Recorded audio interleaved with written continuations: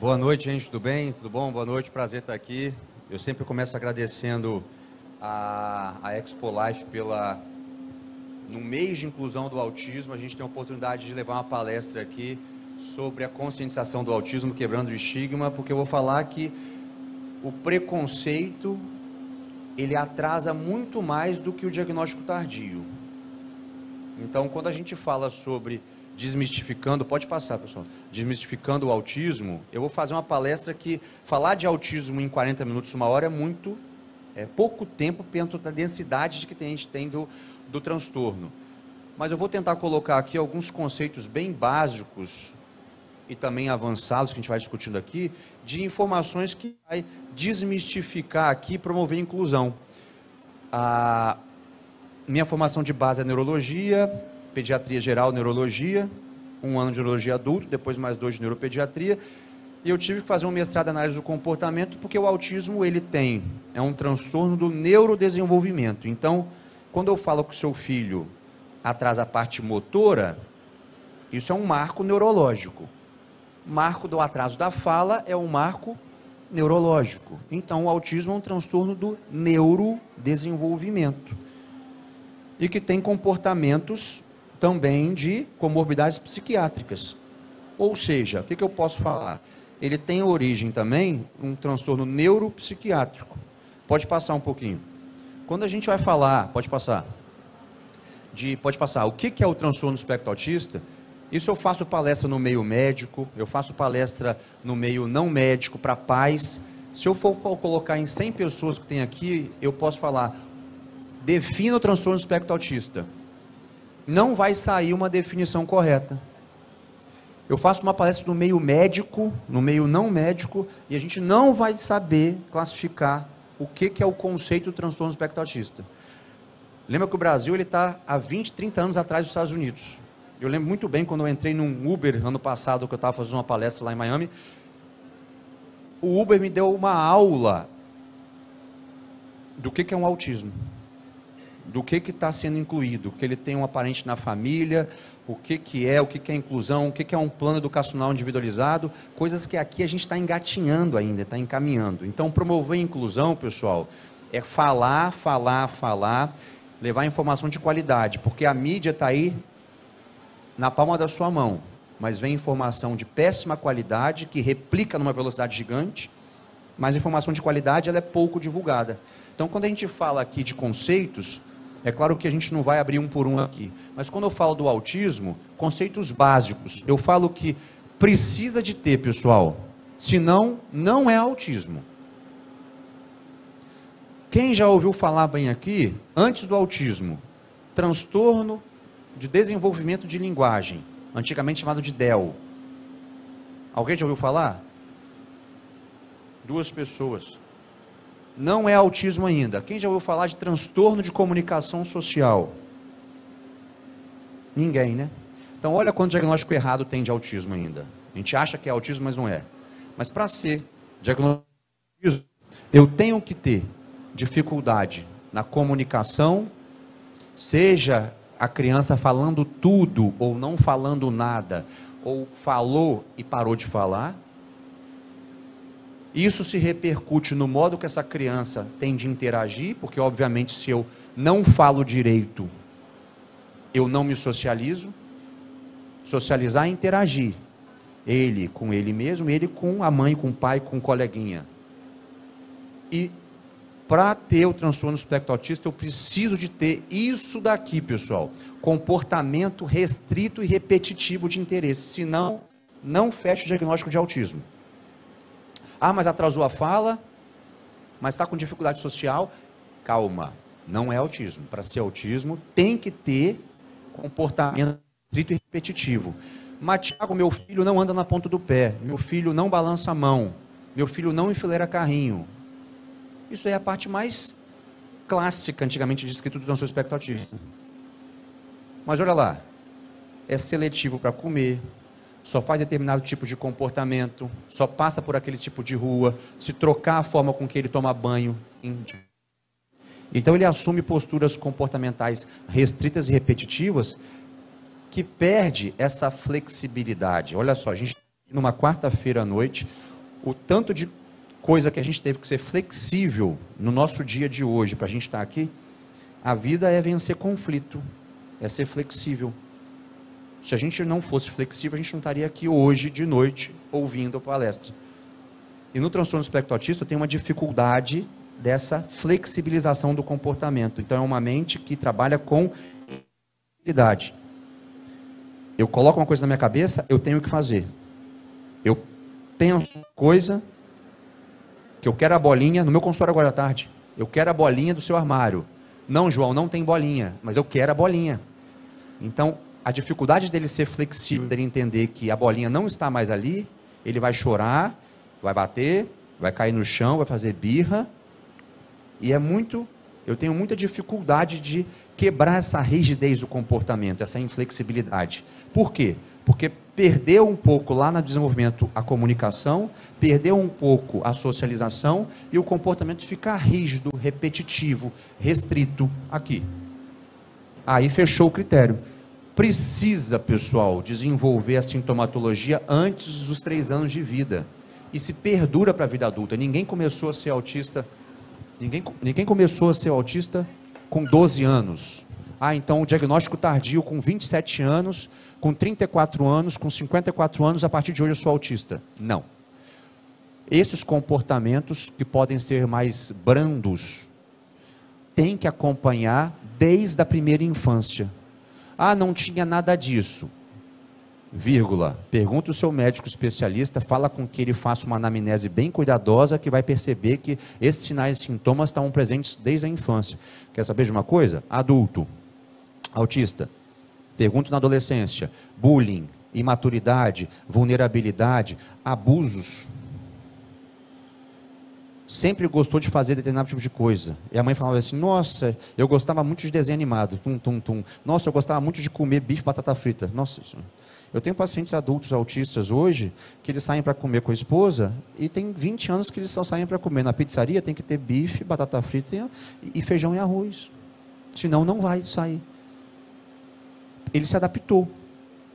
Ele conseguiu gerar funcionalidade, casar, ter filhos. Mas olha o comportamento restrito e repetitivo, certo? Pode passar, pessoal.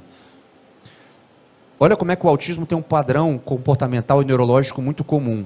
Depois eu vou falar um pouquinho do novo dado do CDC, do autismo, semana passada. 30% a 50% tem perda das habilidades cognitivas. Existem déficit intelectual. Antigamente era chamado de quê? Erradamente falado hoje, retardo mental. Hoje a gente não usa mais esse termo, né? Retardo mental. A gente usa déficit cognitivo intelectual. Mas olha como é que é alto no autismo. Isso é uma das principais comorbidades que impactam o desenvolvimento da criança, adolescente e adulto, viu? Olha lá. Até 40% das crianças que você vê aí brincando nas suas clínicas, seus filhos, podem ter descargas epiléticas mesmo sem ter uma convulsão. O eletro, muitas vezes, tem alterações que não são específicas do autismo, mas é muito comum, mais do que a população sem o autismo, ter epilepsia. Epilepsia com a comorbidade neurológica, olha como é que está ligado. Pode passar, pessoal. Quando eu falo do autismo, antes de eu explicar a imaturidade do comportamento, eu vou falar que o desenvolvimento do cérebro é póstero-anterior. A criança lá começa a desenvolver o cérebro na barriga da mãe de trás para frente. O último, isso daqui é um estudo da Universidade da Califórnia, mostrando que o desenvolvimento cerebral mesmo ele se completa, pode passar, com seus 20 anos, 21 anos. Por isso que explica a impulsividade, a imaturidade do adolescente. Ele não tem um córtex frontal, ou seja, a atenção, a organização, o planejamento, a impulsividade muito bem madura. São mais impulsivos, querem tudo na hora, no tempo certo. O adolescente não é assim? Olha lá, olha o córtex aqui madurando. Mas quando eu tenho um atraso de linguagem e eu estou nesse processo de amadurecimento, junta duas bombas que eu tenho ali uma dificuldade dele se controlar, uma dificuldade dele gerir os impulsos dele. Fica um adolescente que fica restrito, repetitivo e às vezes rígido no comportamento. Então, se o último amadurecer é o córtex frontal, o que age no córtex frontal, pessoal? Vocês estão aqui ligados em mim aqui. O que está agindo aí no seu cérebro? Eu tenho o barulho do ar-condicionado, eu tenho gente se movimentando. O que está agindo no seu cérebro agora? Dopamina e noradrenalina no córtex frontal, que é o cérebro mais evoluído entre os animais, é o nosso. Para vocês estarem aqui olhando para mim, e quem acha que só olhando para mim está com atenção, vocês podem estar aqui, mas no mundo da lua. Então vocês podem estar aqui atentos, mas não estar registrando muita coisa da minha palestra. Uma coisa é eu prestar atenção, outra coisa é eu aprender, concorda comigo? Mas quem vai dar esse passo é o córtex frontal, função executiva, atenção, dopamina e noradrenalina. E a gente já sabe que a função executiva no autismo e no TDAH não é muito boa. Por isso que cursa com a dificuldade ainda de ter maturidade, atenção, independência. Pode mudar aí, pessoal. Então, quando eu falo dos dados novos aqui, até semana passada, era para cada... Esse daqui é o CDC, que é o Centro de Controles de Doenças e Transtornos dos Estados Unidos, que mostram a prevalência, mostrava que para cada criança, para cada 36 crianças que nasciam, uma é autista. Pode passar. Então, é um novo dado aqui, pode passar, do autismo no mundo, pode passar. Hoje, então, a gente fala que para cada 31 crianças que nascem nos Estados Unidos, de 4 a 8 anos, esse dado é do Brasil? Não. Esse dado é da África? Não. Mas a medicina do Brasil, ela usa como referência a medicina americana, que é uma das maiores medicinas do mundo. Então, a gente não tem prevalência do autismo no Brasil, o IBGE não lança. Então, a gente pega alguns dados das maiores prevalências do mundo e utiliza no mundo, certo? Como base, só como estimativa. Então, lá, agora em 2025, essa matéria é artigo da semana passada, viu, gente? Para cada 31 crianças que nascem, uma está no transtorno espectro autista. Vamos ver o que o dado falou mais. Aqui vocês sabem, pode passar. 3,4% mais comum em meninos. Ainda os meninos têm muito mais incidência do espectro autista do que as meninas. Novamente, isso se remete também na fase adulta. Menor entre crianças brancas. Interessante esse dado, né? Quem sabia disso? Maior em populações de etnia preta do que outros grupos étnicos, certo? Outro dado importante aqui, olha esse dado como é que é impactante.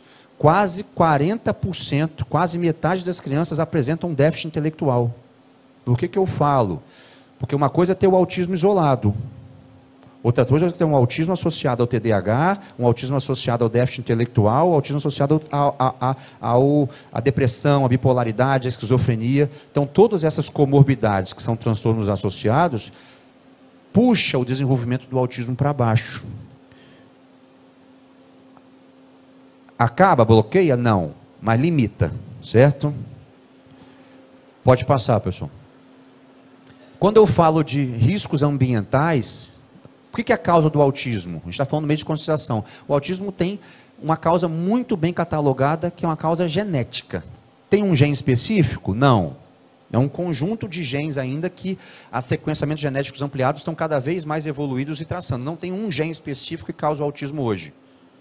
Não tem uma alteração. Se for ler, mas é o ácido fólico, mas é o ômega 3, é a cobalamina, eu vou tirar um fio de cabelo, mandar para os Estados Unidos fazer uma pesquisa porque é autismo. Não existe hoje no mundo nada que diagnostique como certeza do autismo, mas os exames genéticos já mostram variantes muito bem catalogadas. Então a genética está bombando na frente aí, certo?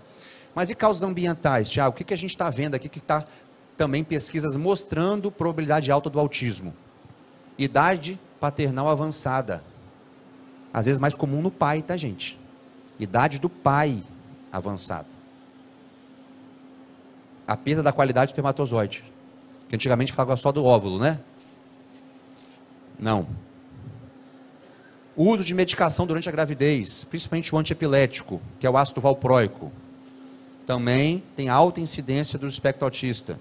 Prematuridade, então criança que nasceu prematura, hoje em dia, a neonatologia já avança bastante, mas criança que nasceu antes de 40 semanas, uma tendência maior, criança que recebe oxigênio, nasceu com tendência a muitas vezes ficar entubada, ficou muito tempo na UTI, enfim, tudo, prematura de uma origem geral, tendência maior ao transtorno do espectro autista. Não que vai ser, tá? Então, todo prematuro vai ser autista? Não é assim que eu estou falando. Eu estou falando de maior probabilidade, certo, gente? Baixo peso ao nascer, problemas de saúde materna como diabetes gestacional, infecções durante a gestação que faz o parto ficar mais prematuro, certo? Histórico de doenças autoimune materna, uso de álcool, gestação, de drogas na gestação, enfim, tudo. E outras síndromes genéticas, né? Por exemplo, a síndrome de Down. Antigamente falava síndrome de Down, ponto. Mas mais de 30% de toda a síndrome de Down cursa com transtorno do espectro autista.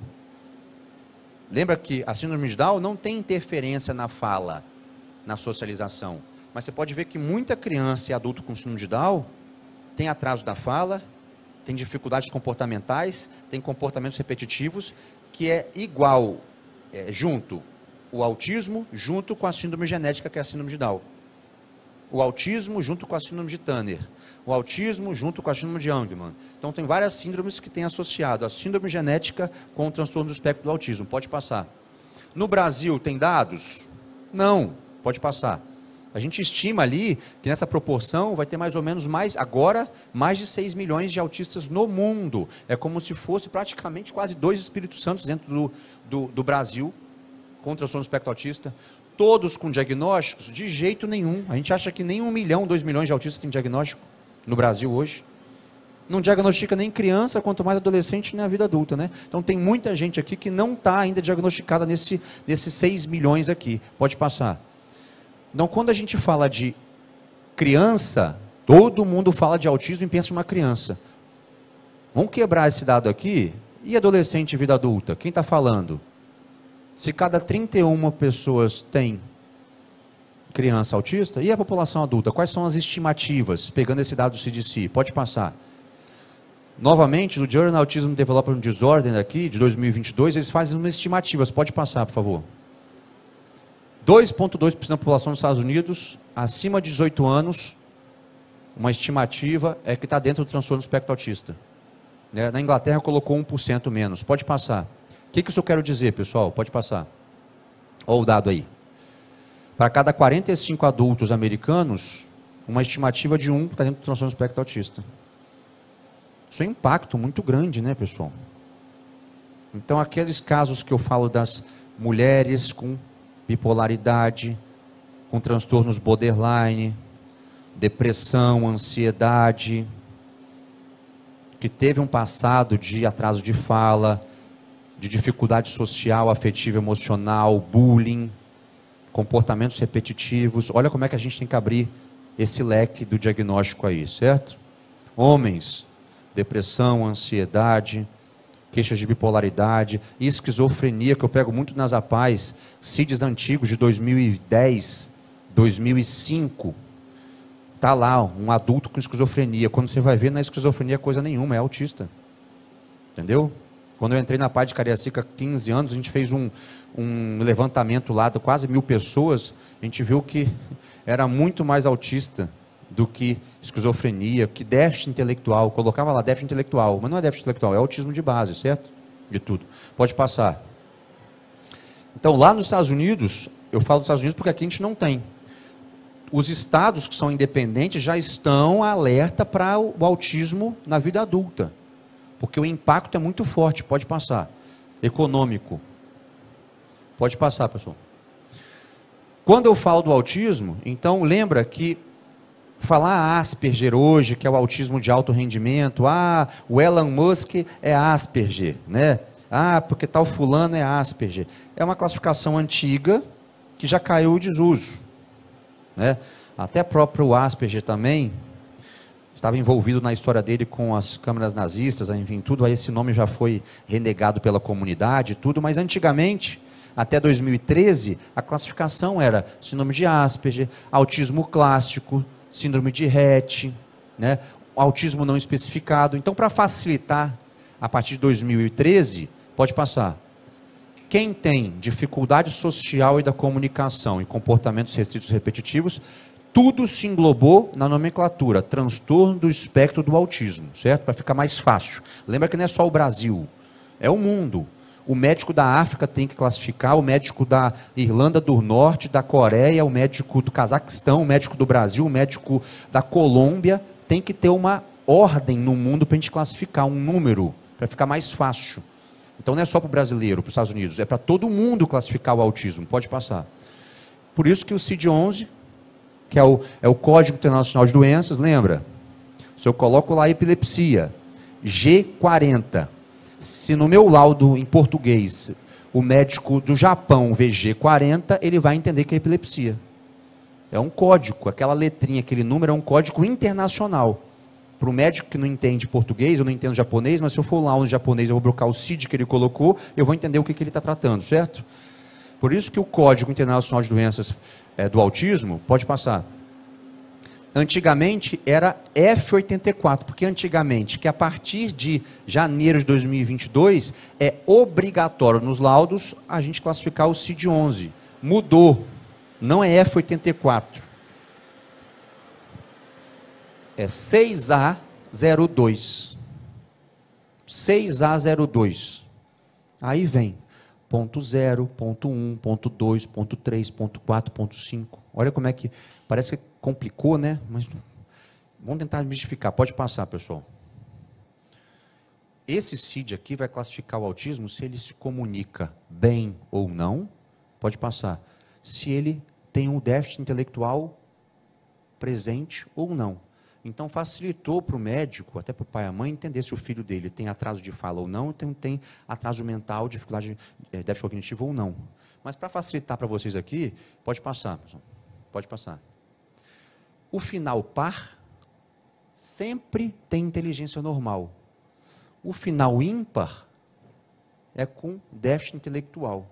Então, se eu falo do final 1, final 3 e final 5, ímpar, tem déficit intelectual. Facilita para a gente aqui. Então, toda vez que você vê uma classificação 6A.2, 0 alguma coisa, lembra, final ímpar tem déficit intelectual. Antigamente descrito como retardo mental, certo? Final par, a inteligência preservada. Mas não é só a inteligência, aqui eu estou vendo inteligência e sem desenvolvimento de linguagem. Vamos voltar o Asperger, classificação anterior. Como é que ele vai se classificar aqui? O ponto 0. Sem transtorno do desenvolvimento intelectual, ou seja, intelectual é presente. Lembra que o Asperger, antigamente, não é só aquelas crianças que têm uma potencialidade alta, não, viu, gente? Super inteligentes, super gênios. Não é assim que é o autismo de alto desempenho, não, gente. É inteligência normal, média superior ou superior. Não precisa ser superdotado. Certo? Aqui, ó. Inteligência normal, ou leve, ou nenhum prejuízo na fala. Então, autismo precisa ter atraso da fala? Total? Não. Você vai ver que não. Pode falar tudo, pode falar até precoce, mas vai ter uma dificuldade de se comunicar. Eu pergunto assim, que cor é essa? O que é isso? Qual o nome da sua pai, sua mãe? Responde tudo. Agora, o que você fez hoje, João? O que você fez de férias? Não fala. Tem a dificuldade de contextualizar aquilo que ele viveu e passar para frente. Mas coisas objetivas ele responde muito perfeitamente, certo? Pode passar um pouquinho. Então, essa classificação é da funcionalidade, se ele é funcional ou não. Pode passar. Quando a gente fala, pode passar um pouquinho. Quando a gente fala que o diagnóstico, pessoal, eu falo para vocês, o diagnóstico é médico, mas não é só médico, tem que ter uma avaliação do comportamento. Então, eu tenho que fazer um diagnóstico do autismo, eu tenho que parar um pouquinho, a consulta é longa. O médico pode dar o diagnóstico, eu dou o diagnóstico ali, se eu pegar, eu ver a criança em 5 minutos, mas não é assim que dá diagnóstico, pessoal, a mãe sai muito crua. Eu tenho que voltar para a história gestacional de parto, eu tenho que fazer a primeira infância, eu tenho que falar como é que foi a alfabetização, eu tenho que falar como é que foi essa parte, se ele está adolescente, como é que foi a parte da escola, bullying ou não, social ou não, ir para o mercado de trabalho para fechar o diagnóstico quando é adulto, certo? Para criança eu tenho que falar, então pega uma criança hoje de 10 anos de idade, eu vou ter que voltar na consulta, história gestacional, de parto, desenvolvimento no primeiro ano de vida, quando atrasou para andar, quando atrasou para falar, se falou, se não falou, se regrediu, vou progredir para ele na primeira infância, era quieto, era agitado, atenção compartilhada, falava com você, não olhava para você, então tem um monte de coisa que eu pergunto, a consulta é longa, não tem condição de eu atender em 15, 20 minutos, não existe condição, eu tenho que ter uma consulta longa, então o diagnóstico é clínico. Mas agora tem um diagnóstico que eu faço aqui na pele, no negócio, vou colocar um eletro na cabeça, vou diagnosticar autismo. Não, mas o doutor fez um eletro e deu diagnóstico autismo. Não existe isso. Informação é tudo. Quando a gente fala aqui, porque se tivesse um aparelho hoje que diagnosticasse autismo, eu estaria comprando, ou colocando na PAI, colocando na prefeitura, comprando para a gente diagnosticar. Não existe isso. É pela capacitação médica e avaliação do comportamento. Então, até o momento, não tem nenhum exame que diagnostique autismo. Não existe, porque se soubesse, a gente que está na linha de frente da pesquisa no mundo, a gente falaria para vocês, eu passaria para o meu paciente. Facilitaria muito para o pai e para a mãe, entendeu? Mas não tem. E deve se manifestar antes dos 3 anos de vida. Ah, mas eu comecei o autismo, não tinha nada antes da pandemia. Depois da pandemia, piorou tudo. Se você for voltar à história dele, tinha histórias de prejuízo antes, certo? Com certeza. Pode passar, pessoal. Quando eu falo de critérios diagnósticos, para a gente entender um pouquinho, a gente está no meio da conscientização, eu vou ter 3 coisas aqui. Eu preciso de ter prejuízo na interação social, ou seja, todo o autismo vai ser antissocial, ou palavra antigamente falava, né, antissocial. Vai ter prejuízo social? Não, não, pelo contrário.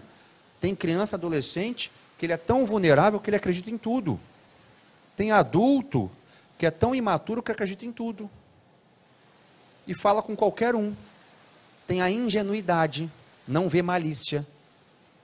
Quantos e quantos, nível 1 de suporte, que a gente já fala para frente, tem essa fala totalmente rebuscada, fala de tudo, fala de coisas que você nem sabe, fala em inglês, em espanhol, em francês, mas quando você vê as relações sociais, são imaturas, vulneráveis. E falam de tudo. Então, tem prejuízo da interação social, prejuízo na qualidade que ele interage, prejuízo pode ser na quantidade que ele fala, mas na qualidade também que ele fala, não só na quantidade. Pode atrasar a fala? Tudo, pode. Mas pode falar muito e não ter diálogo. Eu posso perguntar, João, onde você estuda? Qual o nome da sua mãe? O que você fez hoje? Brinquei. Como é que foi na escola? Boa. Você assistiu aula de quê? Não sei. Você gosta de matemática? Gosto. Troquei a pergunta. Como é que foi na escola hoje? Não responde. É a mãe pegando a criança na escola, a mãe fala, João, como é que foi a escola hoje? É uma pergunta mais complexa. Pode ser simples para você, mas é complexa. Porque para eu responder essa pergunta, eu tenho que montar uma história na minha cabeça, o que eu vivi, rapidamente, em segundos. Pegar as coisas boas, ruins e contar detalhes. Isso eu estou falando da organização do pensamento. Isso independe da quantidade de palavras que ele fala. Isso que é difícil para o transtorno do espectro autista. Falar de si. Quando eu vou para a adolescência e vida adulta, pessoal, a dificuldade dele falar o que é angústia, o que é a ansiedade, o que é medo, se ele está sentindo amor, raiva, também não consegue descrever bastante o sentimento. Sente, mas não sabe descrever o sentimento. O adolescente, às vezes, não sabe nem o que é ansiedade. Eu pergunto, o que é ansiedade para você? Que dificuldade de escrever sentimento, de colocar para fora o sentimento. Então, sente, mas tem dificuldade de passar o que sente, certo? Olha que interessante, como é que isso prejudica muito forte. Tem uma criancinha que desce da minha maca lá, às vezes dá um pulo, bate o joelho no chão. A dor que ele sente dor. Ele vai lá na mãe e belisca, porque ele não sabe falar que doeu nele. Então, ele mostra a dor dele com outro comportamento, beliscando a mãe, para a mãe sentir a mesma dor do que ele sentiu. Olha a dificuldade de mostrar o sentimento, certo? Isso vai com a raiva, isso vai quando você pune ele, isso vai quando ele está muito feliz, que ele pula demais, ou ele vai lá na felicidade, que ele vai lá, belisca a mãe, aperta a mãe, puxa o cabelo, né? Olha a dificuldade dele gerir esses sentimentos, gerir essas emoções. E precisa de ter padrão, comportamento repetitivo e restrito. Pode passar, pessoal. Então, quando eu falo de comunicação, né, se eu for neurologista aqui e não falar um pouquinho de cérebro, a gente não é neurologista. Então, pode ser uma criança que fala muito bem, olha no seu olho, fala bacana, e uma criança que, às vezes, tem um atraso total da fala. Lembra que 30% das crianças, adultos com transtorno do espectro autista, não vão desenvolver uma comunicação, nem verbal nem não verbal, que a gente fala do nível 3 de suporte. Mas mesmo que interaja na comunicação, vai ter prejuízo de alguma forma. Pode passar. Quando eu falo do cérebro, isso aqui é um cérebro pós-mortem, né? É a foto aqui do cérebro pós-mortem de um adulto. Faleceu sobre outras coisas, aqui é um cérebro nosso. Pode passar. Quando eu vou explicar o cérebro, pode passar. Onde que vem a linguagem? Pode passar. Quando eu falo de onde vem a linguagem, eu vou ficar aqui na parte esquerda para vocês aqui. A gente tem duas áreas do cérebro. Aqui na parte ali, ó, a área de Wernicke, né? Essa parte de trás aqui do cérebro, a área 22, e a parte da frente, que é a parte de Broca. São giros, né? A área de Wernicke e Broca. A área de trás do cérebro aqui, ela é responsável pelo pensamento da fala. É o pensamento da palavra falada. Pensa aí, bola, casa. Não precisa você falar bola, casa, avião. Você está pensando. Se eu perguntar para você assim, que dia é hoje? Você não precisa responder, você pensou no dia de hoje. Isso é o pensamento da palavra falada. Quando você fala, hoje é dia tal, você está mostrando a musculatura da boca, orofacial. Então eu tenho a área do pensamento da fala e tem a área da articulação da palavra falada. Hemisfério esquerdo dominante. Certo? Essas situações, mas faz uma ressonância magnética na pessoa com transtorno do espectro autista, vai dar normal. Por dentro e por fora do cérebro, é normal. O que está acontecendo que essa criança, então, não fala? É muito mais do que a forma do cérebro. É como que essa criança está pensando, as conexões cerebrais. A organização desse pensamento que faz com que mude o comportamento e mude a fala. Pode passar, pessoal. Então, eu fiz uma linha do tempo aqui, entre evolução da linguagem e o tempo. Eu posso ter criança que não vai ter evolução da fala, não balbuciou, e está dentro do transtorno do espectro autista, esse daqui é o mais clássico. Vai ter criança que fala e às vezes regride, não fala mais, mas Tiago, ele balbuciou papá, mamãe até 1 ano e meio, 2 anos, 1 ano e meio, 1 ano e 3 meses, e depois regride tudo que fala. Que a gente fala da famosa poda neural, quem já ouviu falar, né? Ou o autismo regressivo, ele chega a olhar no olho, ele chega a balbuciar algumas palavrinhas, e quando ele chega nessa idade de 1 ano e meio, do 1 ano e 3 meses, ele regride tudo que ele aprende. Aí o autismo fica mais evidente. Mas se eu fosse colocar, e se fosse bem criterioso, alguns sinais podem estar presentes no lactente. Hoje eu faço o diagnóstico de uma criança de 9 meses? Difícil, tá? 10 meses? Então eu tenho que ter técnica para fechar o diagnóstico. Ou posso ter uma criança que sempre progrediu a fala. Não atrasou a fala. Então o autismo não tem nada a ver com atraso de fala. Só porque atrasa a fala é autismo. Não tem a ver. Vamos quebrar o primeiro estigma agora. O autista fala, olha no olho, abraça, beija, né? E tudo. Depende de como ele foi estimulado, certo? Pode passar. Mas quando eu falo de atraso da comunicação, pessoal, eu trouxe alguns pontos aqui, mas todo mundo já está... Esse daqui é muito maciço, como eu estou falando aqui de uma aula de conscientização. Eu posso ter um atraso total, eu posso ter ele fala e regride, ou eu posso ter uma total ausência da fala. Ou eu posso ter uma fala normal, né? E tudo. Mas às vezes a gente fala que o autismo tem a ecolalia, a repetição, né? Como é que você está? Estou bem, estou bem. Qual o seu nome? Qual o seu nome? Onde você está? Onde você está? Né? Responde. Ecolalia precoce, essa que eu estou falando, é a ecolalia tardia. Ele escuta uma voz de um desenho e fica repetindo aquela voz do desenho o dia todinho, certo? Urso azul, urso azul, urso azul, que é uma fala que não tem função. Pode também ter falas que eu falo de sons ininteligíveis ou sons incompreensíveis. Ele fala, blá, blá, blá, blá. Ele está falando, para ele está falando, mas são sons que não traduzem o português, o inglês, o francês, certo? A gente chama de sons ininteligíveis. Pode estar presente também. Né? Leologismos, ele inventa palavras novas. Ele fala que o tati-bitati é chupeta, certo? Mas então, gente, então meu filho é assim. Será que meu filho é autista? Não. Aqui eu estou falando que é um conjunto. Tem que ter conjuntos. Não é porque só anda na ponta do pé é autista. Não é porque só atrasa a fala é autista. Não é porque só balança a mão e faz o flap é autismo. Cuidado com isso. O autismo é um conjunto. É um transtorno que são muitos sinais e sintomas que a gente vai encaixando para a gente dar o diagnóstico, certo? Inversão de pronomes, né? Mamãe, tem 2 vermelhos carros na rua.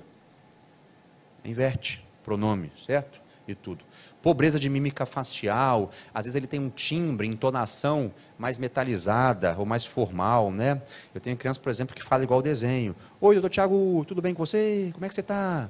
Eu estou bem, certo? Então fica o mesmo timbre sempre, certo? Fala tudo, mas quando ele vai se comunicar de uma maneira mais eficiente, lembra, alguém cresce, desenvolve, chega na adolescência com o mesmo tom, o mesmo timbre, a mesma prosódia, o ritmo da frase, não está legal, né? Para o social, para a maturidade, para a evolução ali da independência dele, além dos comportamentos. Olha lá, ó. Autismo tem uma inabilidade, são 3 repertórios diferentes para a gente socializar. Uma coisa sou eu, iniciar o contato, oi, bom dia, boa tarde, iniciar o contato. Segundo, mantém esse diálogo para mim. Terceiro, terminar o diálogo. Qual que é a mais difícil? Manter o diálogo. Coisa mais fácil é chegar, falar em inglês. Hi, goodbye. Isso aqui a gente aprende. Mantém um diálogo em inglês. Dá um oi e mantém esse diálogo. Finalizar o diálogo, tchau, bye. Fala bye, filho, bye. Entendeu? Arigatou, sayonara. A gente aprende isso. Mantém um diálogo. Então, manter o diálogo é sempre o mais difícil. Eu preciso da habilidade social. Pode passar, pessoal. Quando eu falo da comunicação social, quando eu falo agora do nível 1 de suporte, antigamente no Asperger, às vezes eu posso ter um ramo da linguística que fala ali sobre o pragmatismo, sobre quer fazer sempre do mesmo jeito, fala daquela mesma coisa, repete aquele mesmo de uma forma literal. Então, não vai estar muito atento a figuras de linguagem. Nossa, parece que você está com um rei na barriga. Não vai entender. Sua batata da perna, né? Nossa, seu coração está gelo. Olha as figuras de linguagem que a gente usa. Não entende, porque é uma mente muito pragmática, muito formal. Coração de gelo, eu falo assim, mas está com gelo no coração? Que rei da barriga, né? E tudo. Ele falou bem assim, nossa, mas seu cabelo está amarelo. Eu falei, seu cabelo está amarelo hoje. Ele falou assim, não, eu não sou loiro. Entendeu? Ele falou alguma coisa pragmática, mas ele estava com a tinta no cabelo, né? Mas não, rapaz, você passou o amarelo no cabelo e tudo. Então, essa parte que fica com um discurso solto, perdido, tem dificuldade de contexto, de fazer um diálogo fluido, fala tudo, pessoal, fala tudo, mas tem dificuldade do diálogo. Olha onde vai o autismo, viu, gente? Eu vou do 8 a 80, eu vou do atraso de fala, vou dar outro exemplo aqui de consultório para a gente desmistificar o autismo. Eu tenho um paciente aqui, de 13 anos, que não fala quase nada em português. Nada, nada. Ela até modelo, 13 anos, está rodando as agências aí. Mas ela conversa em coreano, ela interage em coreano. E ela tem, a mãe conseguiu um professor coreano em São Paulo quando ela foi, ela fica 1 hora na frente do computador falando coreano, interagindo, rindo e entendendo as piadas. Mas no português... Fulaninha, olha pro tio, qual que é o seu nome? Maria, ele faz.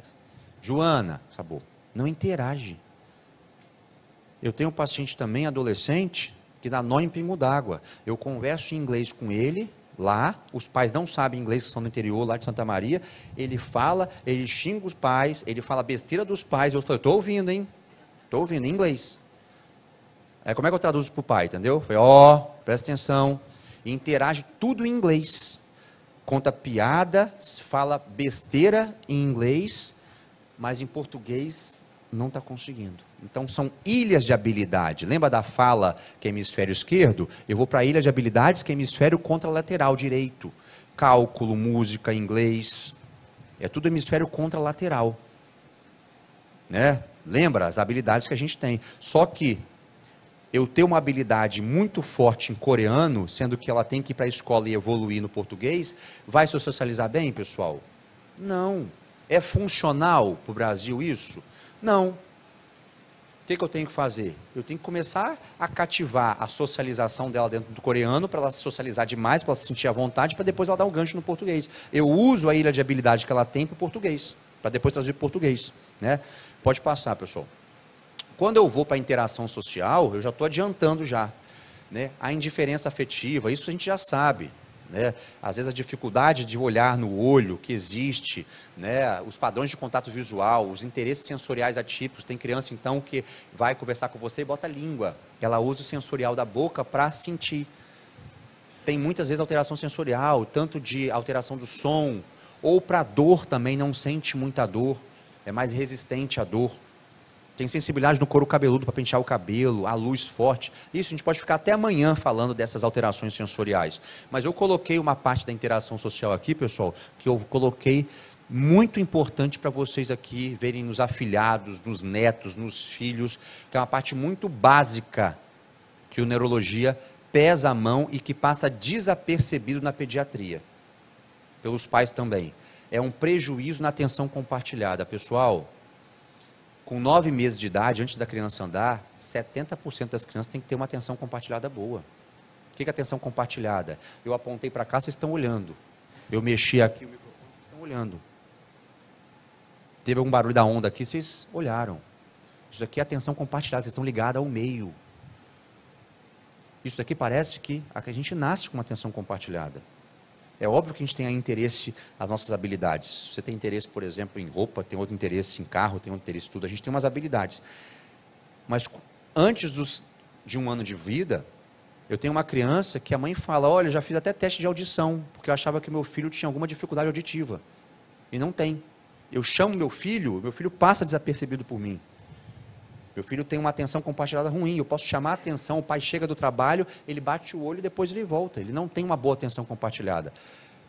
Com 11 meses, 1 ano, 99% das crianças tem que ter uma boa atenção compartilhada. Então está no colo da avó, a avó chamou, oi filho, ele olhou. O pai chegou, olhou. Cadê seu pé? Olhou para o pé. Se ele não sabe nem o que é pé, ele vai olhar para o pé se você apontar. Cadê meu nariz? Cadê a orelha? Chegou um jacaré, olha o jacaré, filho. Não sabe nem o que é jacaré, mas se todo mundo apontou, ele está olhando, certo? Eu estou andando aqui, ele está compartilhando minha atenção. Então, quando tem um prejuízo na atenção compartilhada, de que é a incapacidade de servir a atenção com o outro, presta atenção, que é um dos primeiros sinais que vem talvez antes do atraso da fala. Ah, mas o autismo, vou esperar atrasar a fala. Estou com uma bebê de colo, que é muito apático ao chamado, uma atenção compartilhada pobre, presta atenção, junto com o balbucio, junto com o modo com que ela está interagindo, para o diagnóstico precoce da interação social pobre do transtorno do espectro autista, viu, gente? Pode passar. Quando eu vou para comportamentos, atividade de interesse, pode passar, pessoal. Pode passar. Eu tenho essas imagens que são mais clássicas, né, do enfileirar, de ficar olhando de canto de olho. Isso daqui é a parte mais clássica, mas não é só assim que o autismo se manifesta. Eu tenho o 8, o 80. Bora para frente aqui, pode passar.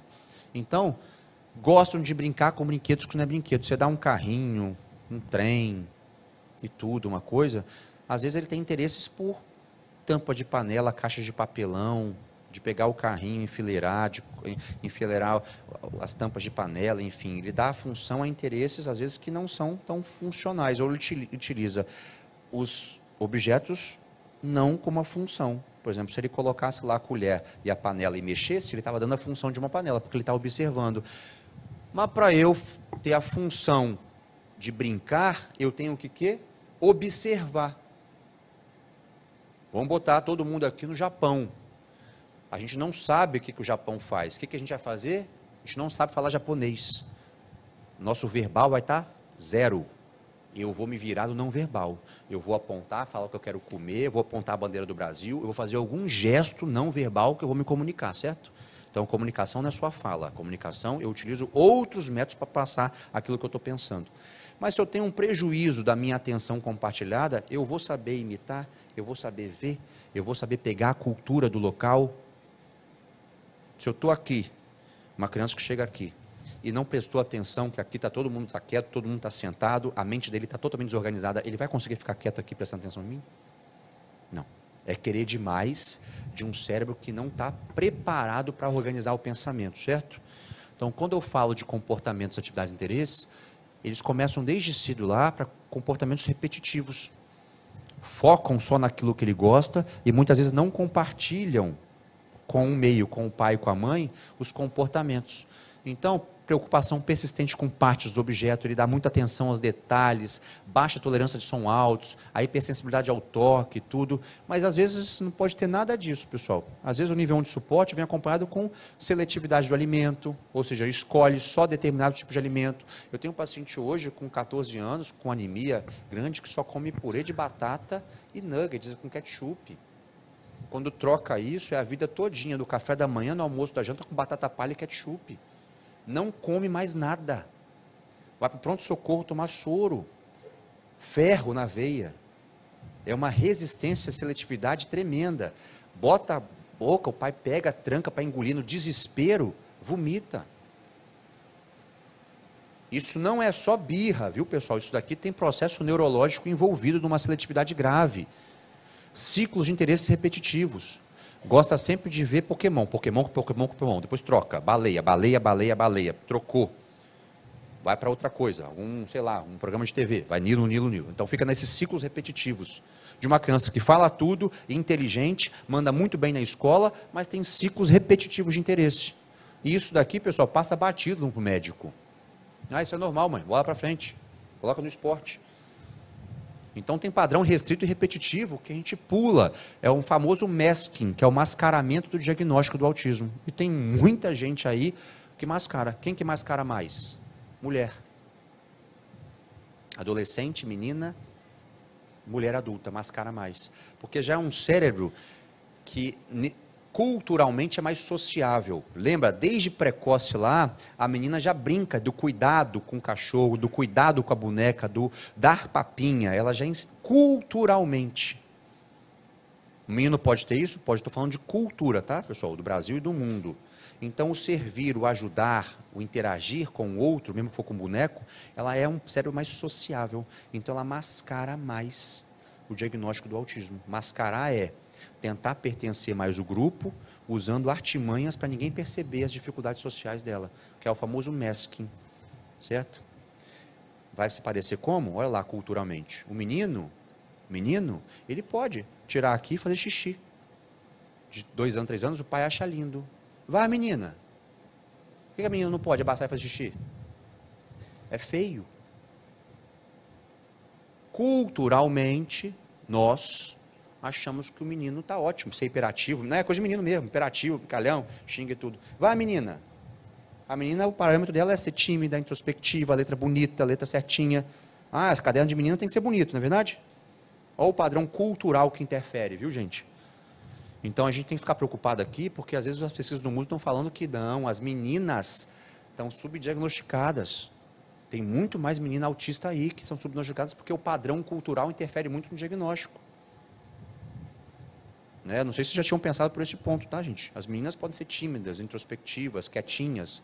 Nossa, ela é um amor de pessoa. Os meninos ativos, hiperativos, é uma coisa mais natural que tem. Não, é uma coisa de menino. Olha como é que vai mascarando o diagnóstico nas meninas, viu? É a inflexibilidade a mudanças. Pode passar, pessoal. A gente fica ligado que só quem tem estereotipia é autista, mas tem muito mais coisa do autismo, viu? Pode passar. Aqui eu vou trazer alguma coisa aqui do autismo que não é só o autismo de base. Eu tenho transtornos que prejudicam o desenvolvimento da evolução do transtorno espectro autista. Déficit intelectual, já falei. A epilepsia, o TDAH, o transtorno de ansiedade, distúrbios do comportamento TOD. Falar de coisas mais complexas. Esquizofrenia, bipolaridade, borderline. Vão tumultuando mais o desenvolvimento da pessoa com autismo de base, viu?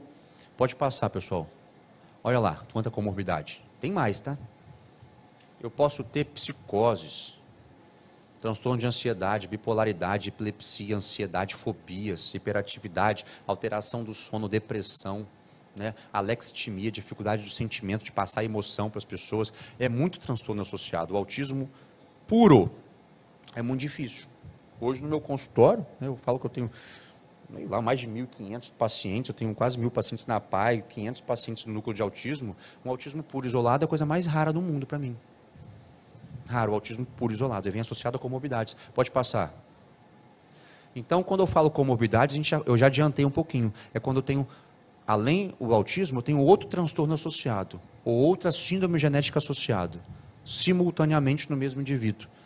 Uma potencializa a outra.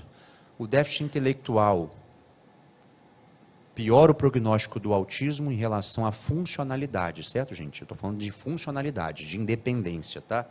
E tudo. Na literatura, ao longo da vida dessa pessoa com autismo, 60% vai ter uma comorbidade associada a mais. Principal, TDAH. A que mais impacta, déficit intelectual. Pode passar, pessoal. Eu falo bem assim, que quando uma criança, o filho, nossos netos, nossos alunos, nossos pacientes estão com comorbidade, é atenção ao profissional, ao pai, à mãe. Quando a gente observa a piora dos comportamentos, ou que não está tendo uma resposta boa nas terapias, cuidado que a gente pode estar diante de uma comorbidade, viu? A criança vinha bem e piorou. E será que começou um quadro de TDAH que a gente não viu? A ansiedade aumentou? Está tendo algum transtorno de humor?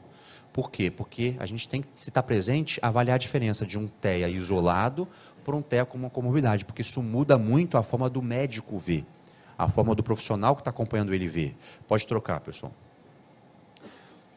Ordem de prevalência, olha lá, TDAH. Depois, déficit intelectual. Depois, ansiedade, gigantemente atrapalhando isso.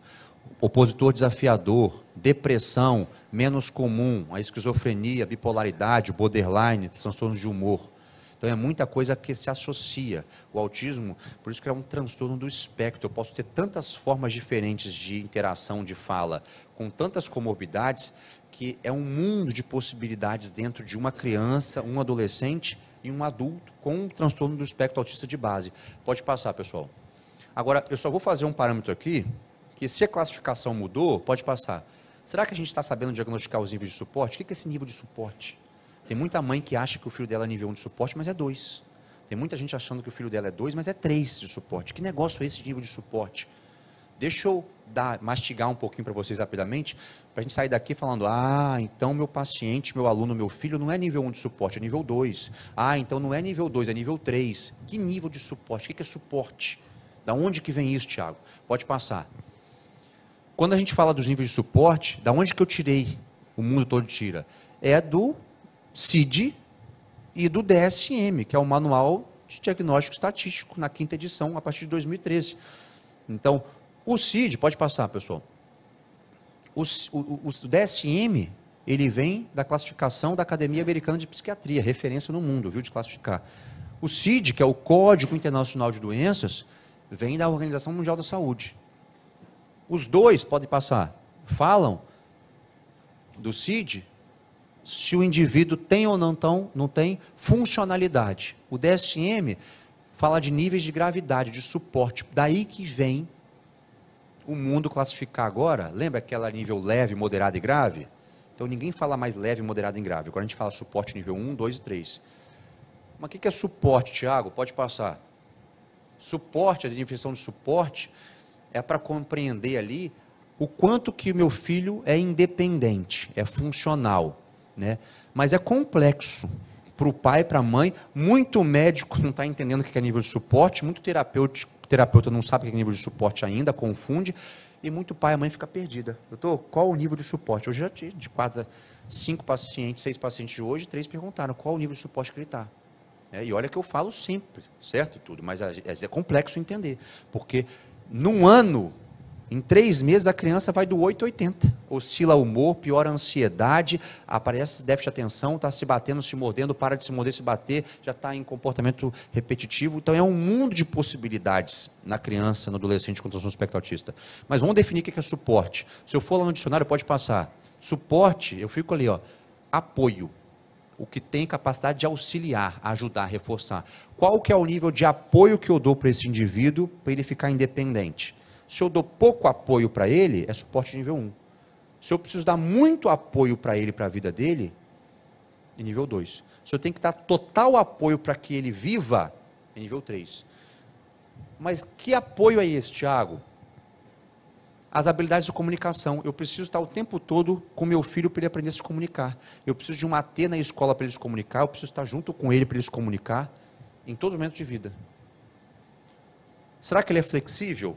Eu tenho que ter sempre um apoio para que eu entenda que às vezes ele é muito rígido, para eu vencer essa inflexibilidade dele. Mas pode passar aqui, pessoal.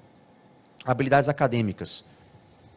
Ele precisa de pouco apoio. Ele chega em casa, ele faz o dever de casa dele sozinho, eu preciso só de organizar como é que ele responde algumas perguntinhas. Não. Eu tenho que sentar com ele, eu tenho que ficar ali perto com ele e fazer um reforço médio ali para ele fazer a atividade. Não, Tiago, não. Eu tenho que adaptar o material, eu tenho que colocar e fazer prova separada, e eu tenho que dar um apoio total, além com cuidador e professor de apoio, em todo o sistema que ele está. Olha a quantidade de apoio, como é que vai aumentando, viu, gente? Pode passar. E autonomia e independência. Tiago, nível de suporte, o que é isso? O quanto que ele é autônomo, o quanto que ele é independente. Tiago, eu estou falando de mini adulto?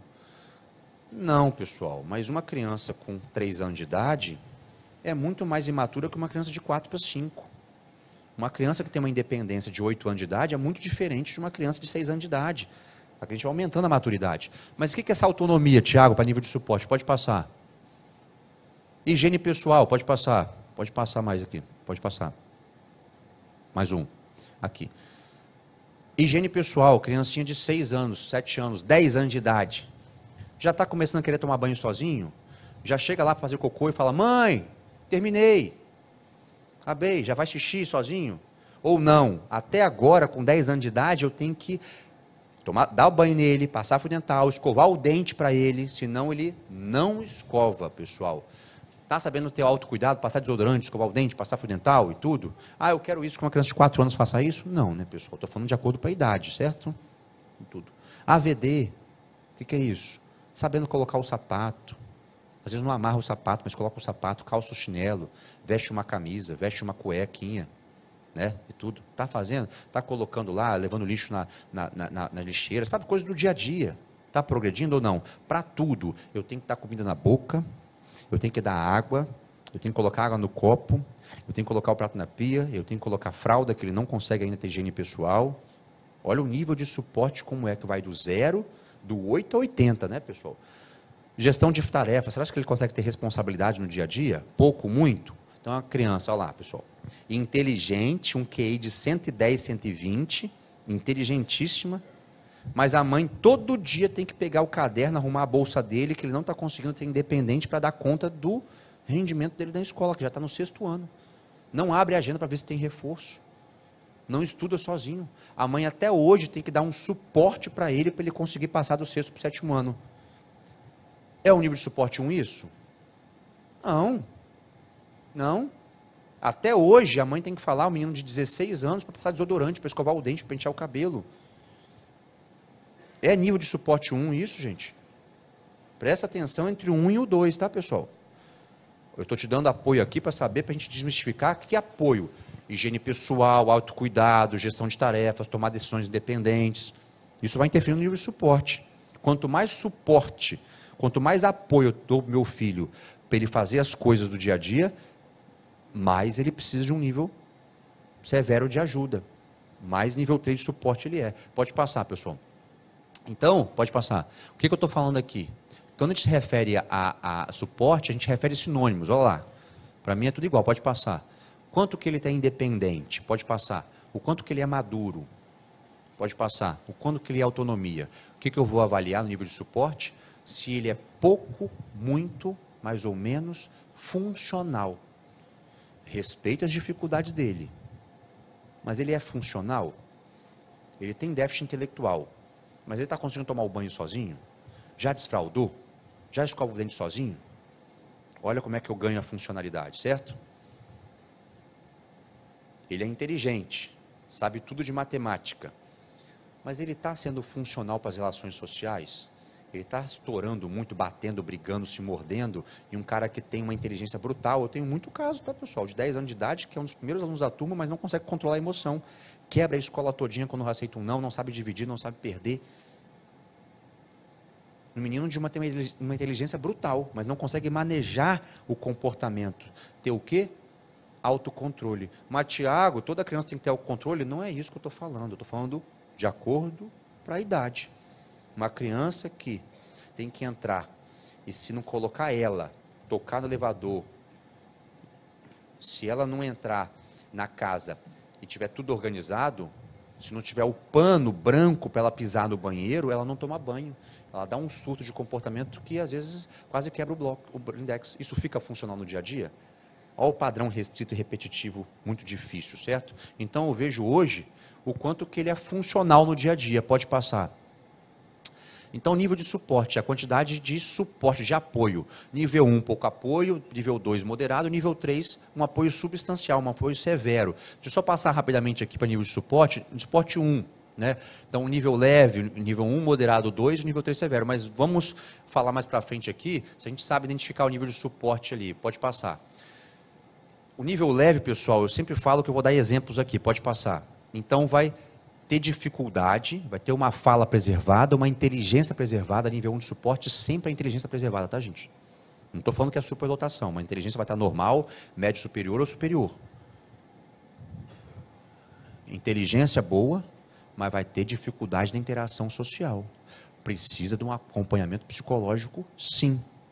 Vai ter ainda uma linguagem funcional com alguma dificuldade de passar sentimentos, emoções, o que viveu. Isso vai desde a fase da criança, do adolescente com bullying, com dificuldade de pertencimento em grupo, até no casamento, tá, pessoal? O casamento fica difícil, porque o outro cônjuge tem que prestar atenção, porque senão ele entra num padrão repetitivo que ele só quer comer determinado tipo de coisa, só quer fazer determinado tipo de coisa.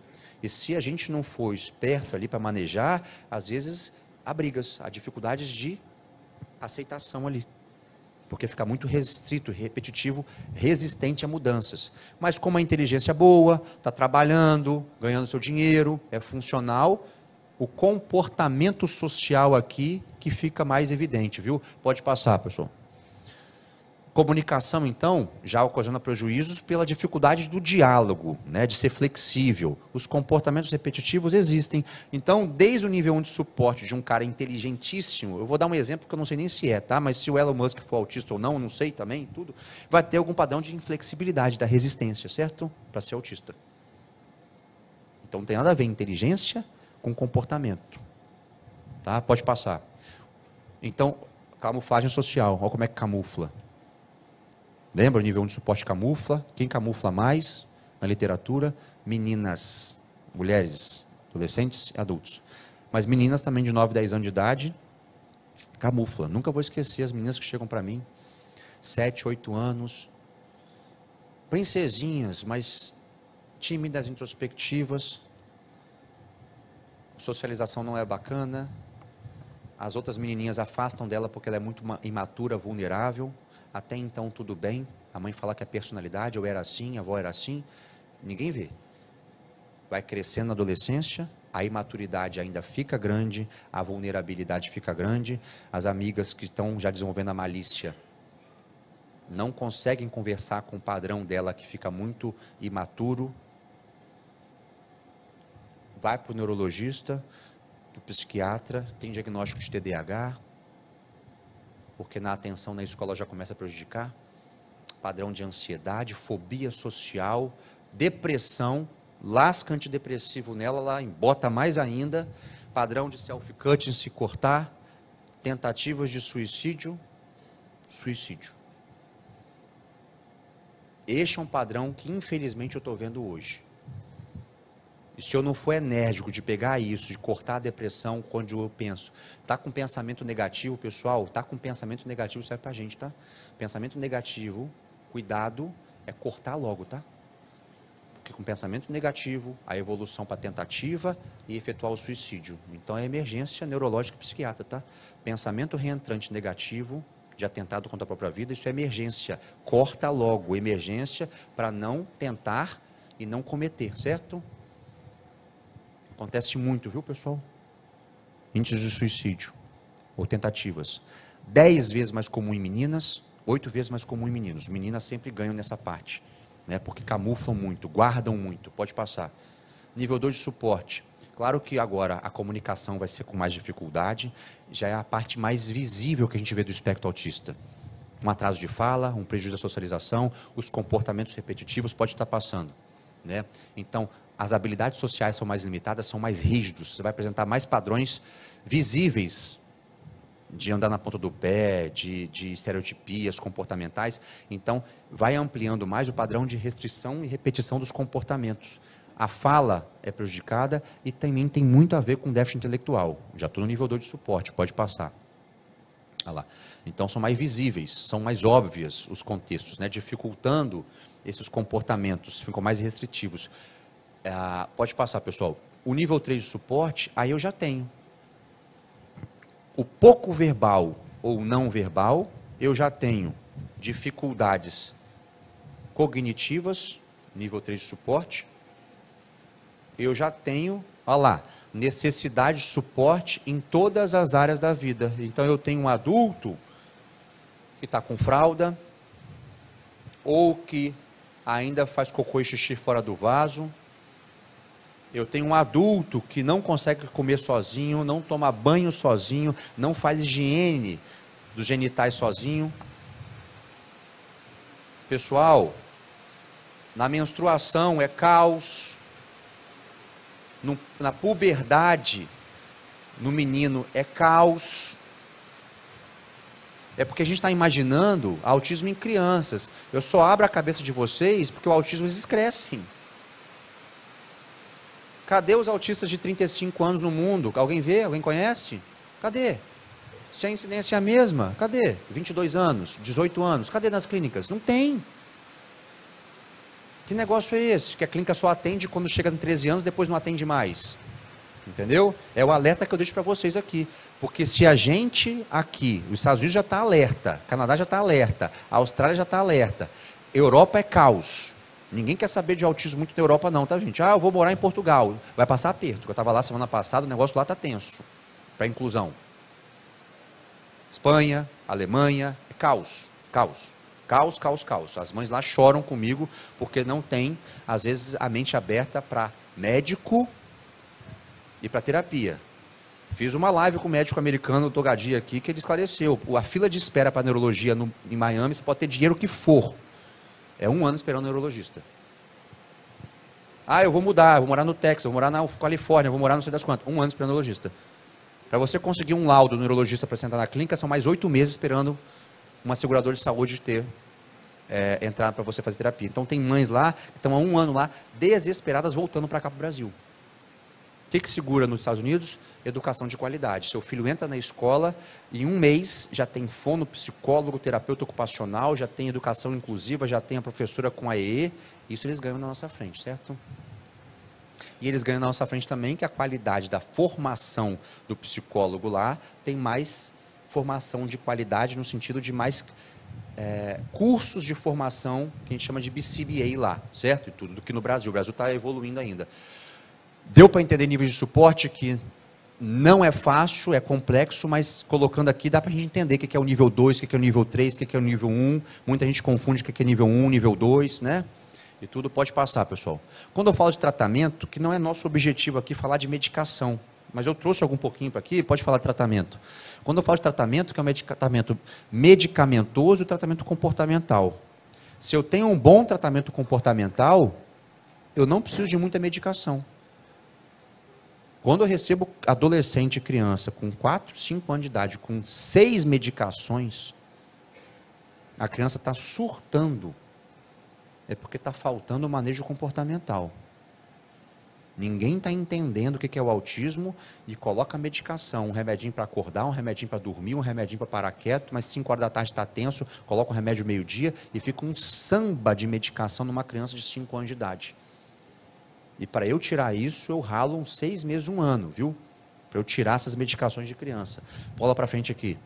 Então, o tratamento não tem, gente, não tem uma medicação para o autismo. O tratamento ele visa reduzir as comorbidades, melhorar a função executiva, a organização do pensamento, visa eu cessar a epilepsia, visa eu melhorar os comportamentos de birra, de alta agressividade, mas não existe uma medicação que eu dou para o autismo para melhorar o autismo em si. Não existe isso, certo? E tudo. Né? Pode passar, pessoal. Então, quando eu vejo, não há medicação para o autismo, mas tem um controle dos sintomas, né? Da agressividade, da hiperatividade, da irritabilidade, da ansiedade. Isso eu consegui. Da insônia. Por que eu coloquei insônia ali? Porque 80% de todas as pessoas com autismo têm dificuldade do sono. 80%. Quais são as 3 principais? Dificuldade para iniciar o sono, insônia ou sono entrecortado, aquele dorme e acorda, dorme e acorda. É muito comum. Tem artigos que falam que tem até uma dificuldade no metabolismo da melatonina, que é o hormônio do sono, certo? Por isso que eles respondem muito bem à melatonina. Mas às vezes a ansiedade é tão grande, o comportamento irritado é tão grande, que não é só o distúrbio do sono, é porque a ansiedade no dia está tão grande que impede ele de desligar à noite para dormir, certo? Então eu não preciso de dar remédio para o sono. Eu melhorando a ansiedade dia, ele já dorme melhor. Mas antipsicóticos, a risperidona, piprazol, para trabalhar a irritabilidade, a agressividade, estimulantes, quando eu falo do TDAH, né, as Ritalinas, os Concertas, o Venvance, todo segunda linha, então eu falo que não são os não estimulantes, que é o Atenta, que chegou no Brasil ano passado, né, que a tamoxetina também é muito boa, eu gosto bastante, para ansiedade, convulsões, entendeu, pessoal? Melatonina aí para o sono, então é uma gama de medicações que a gente usa. Lembra que o cérebro é complexo. Quando eu falo de um antibiótico, eu passo um antibiótico que você toma amoxicilina para tratar garganta inflamada, para sinusite, para otite, para infecção de pele, para infecção urinária, às vezes cobre com amoxicilina. Quem dera se uma coisa eu trabalhasse atenção, comportamento, sono, né? Não existe, ansiedade, não existe isso. Então, por isso que a gente tem que ficar associando alguma coisa de outra com responsabilidade, para a gente chegar a meio que organizar essa função cerebral como um todo, porque às vezes são neurotransmissores diferentes. Pode passar, pessoal. Eu sempre vou bater na tecla que a maior ciência no mundo que melhora o comportamento humano, independente se é autismo ou não, pode ser TDAH, pode ser ansiedade, pode ser na política, na educação, manejo do comportamento nosso. O comportamento nosso não precisa ser só do transtorno. O comportamento nosso no trânsito, o comportamento nosso na segurança, na política. Você acha que não existe um analista, um psicólogo comportamental que está analisando a vida da educação, da política, da cultura nossa? A Petrobras tem analistas do comportamento, analisando como é que está o comportamento dos funcionários. Então, a empresa que entende de comportamento humano vai colocar um psicólogo com a formação ABA, para manejar comportamento humano. E também é a nível A, para manejo da criança, do adolescente adulto com transtorno do espectro autista.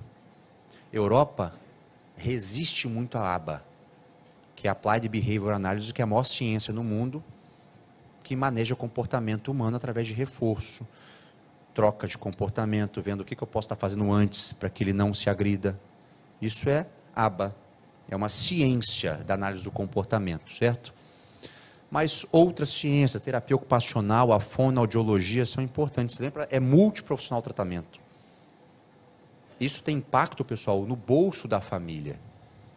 Só para você ter uma noção, nos artigos que a gente falou ali no Neuroscience 20, que é um grupo de autismo do G20, que foi agora no Rio de Janeiro, ano passado, o impacto é de bilhões de dólares nos Estados Unidos, bilhões de dólares na China. Então, qual que é o maior gasto da família? Com a parte médica e não médica. Qual que é o maior impactante no bolso da família? É que um dos pais param de trabalhar para cuidar dos filhos. Isso impacta no bolso.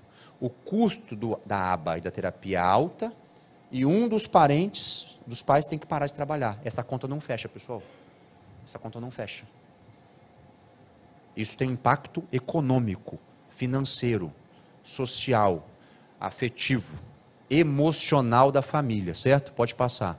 Então eu falo assim, ó, não só da fonoterapia ocupacional, eu falo da parte médica, eu falo também, ó, da educação, da escola. Lembra que a escola passa 20 horas com o seu filho, às vezes na semana nem você passa 20 horas com o seu filho, de tanto que você trabalha, chega para dormir, às vezes a mãe curte o filho só de 7 às 9 horas da noite, não é verdade? E o professor passa 4 a 5 horas com o seu filho. Às vezes o professor passa mais tempo do que o seu filho com você no dia de semana. 20 horas por semana na escola. Por isso que a escola é uma base importante para a gente manejar comportamento. Se o professor não entender de manejo comportamental, ele vai passar aperto na sala de aula hoje. Por isso que a educação americana já facilita isso. Porque a educação americana já tem psicólogo comportamental dentro da escola. Aqui a gente está caminhando dentro da pedagogia ainda, viu, gente? Treinamento dos pais, importante, não adianta eu falar só com a terapeuta, ir lá fazer 2 horas por dia na terapia, sendo que ele passa final de semana, às noites com o pai. Então, parar um pouquinho o terapeuta, fazer um treino dos pais é importante. Esporte, não abra mão do esporte. Olha como é que vai tudo aumentando. Ah, mas Thiago, tem musicoterapia? Tem. Tem ecoterapia? Tem. Ixi, é um monte de coisa. Como é que um pai paga isso, pessoal? Impacta no bolso da família. A gente está no Brasil. 70% das crianças não estão em clínicas particulares, estão nas APAES, nas AMAES, nas Pestalozes, que não tem isso tudo ainda. O Brasil é um país carente, é um país pobre. Tem poucas pessoas que têm acesso a esse tanto de coisa aqui. Então, quando você sai do consultório particular e vai para uma APAE, você vê a realidade do Brasil. E o Brasil são as APAES. O Brasil não é consultório particular não, tá, pessoal? O Brasil são os APAES. Onde a gente sofre lá, que a gente está ali na linha de frente único, manejando a família, que a mãe às vezes tem déficit intelectual, o pai está preso, o filho está exposto à droga, a mãe está com 3 ali crianças, uma com dificuldade, ela também ganha um salário mínimo e corta o benefício dela. Isso é o Brasil, tá? Que eu vivo toda semana, de 15 dias, 17 anos na PAI. Se vocês verem o autismo diferente, eu acho que esse é o autismo que eu vejo no mundo, no Brasil pelo menos, certo? Né? 5% está no consultório particular. Mas o Brasil é pobre. Pobre de médico capacitado, pobre de terapeuta e pobre também na parte da escola sem manejo comportamental, certo? Sem educação inclusiva. A gente está caminhando, engatinhando aí no Brasil. Já melhorou muito? Muito. Prefeituras capacitando, clínicas trazendo terapeutas, médicos capacitando, mas estamos engatinhando. Mas para andar a gente tem que engatinhar, então vamos engatinhar. Vamos começar, vamos dar o pontapé inicial. Bora para frente aqui. Esses últimos slides aqui, a nossa palestra é sobre capacitação, mas sobre quebrar estigma. Então, olha essas frases aqui, como é que a gente pode fazer a diferença? Pode mudar aqui. O que a gente não deve falar para uma pessoa com autismo? Está no meio de conscientização do autismo? A gente vai querer ajudar? A gente está sendo capacitista, assim. Nossa, nem parece, é tão normal. Já pensou para uma mãe que passa por tanta dificuldade ver um parente, um amigo? A gente não está na década de 80, tá, pessoal? A gente não está na década de 60, dos nossos pais, a gente tem que estar vivendo hoje, a gente vai ter que se adaptar. Ah, mas eu sou assim hoje, então se você está falando de raça, você é preso. Ou você muda, independente, certo? Então a gente não pode viver como a gente estivesse lá atrás. Se eu sou um idoso hoje, eu tenho que seguir a lei de 2025, porque agora é crime, né? Preconceito. Ele parece normal. Você tem certeza que isso é autismo mesmo? Não, não é não. Médico é doido. Não, você está fazendo, não, seu filho é normal. A mãe já está lá passando tanto perrengue, você desmistifica isso, que já foi tão difícil fazer o diagnóstico, né? Mas ele conversa.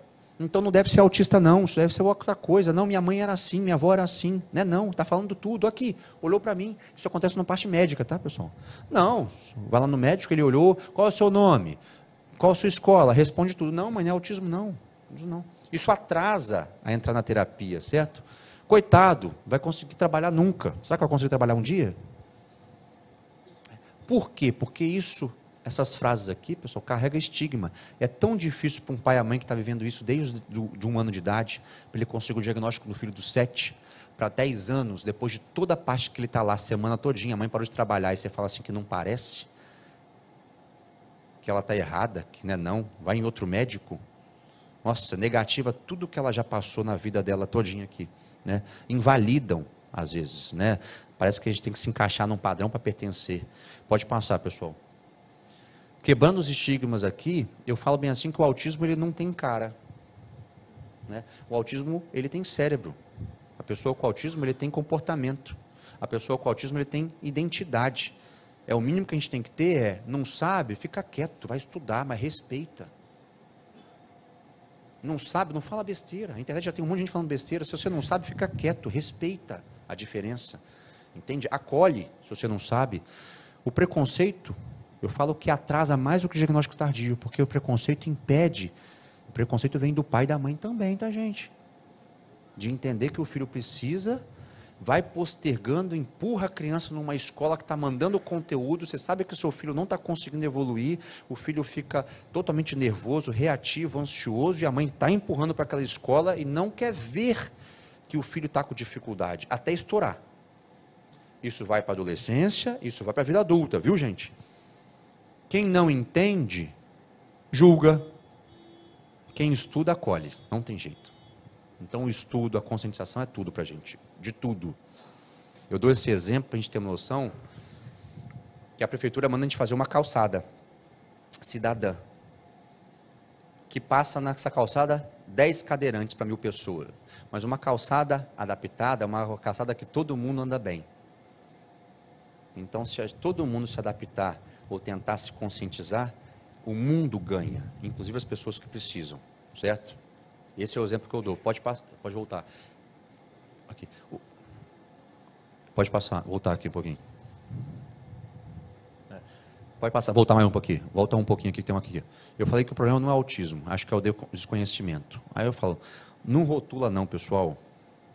Observa, escute, compreenda, porque num mundo tão tumultuado, com uma saúde mental tão horrorosa que a gente está, eu acho que se você não sabe, fica na sua, vai lá, procura, acolhe e compreenda, porque aquela família tão sofrida já passou por tanto estigma, por tanto preconceito, porque o que ela agora, nem que você entenda o que é, nem que você saiba um estudioso em autismo, mas só escute, compreenda, tenta ajudar no momento de crise, num shopping, numa farmácia, numa situação que você vê que a mãe está tumultuada, né?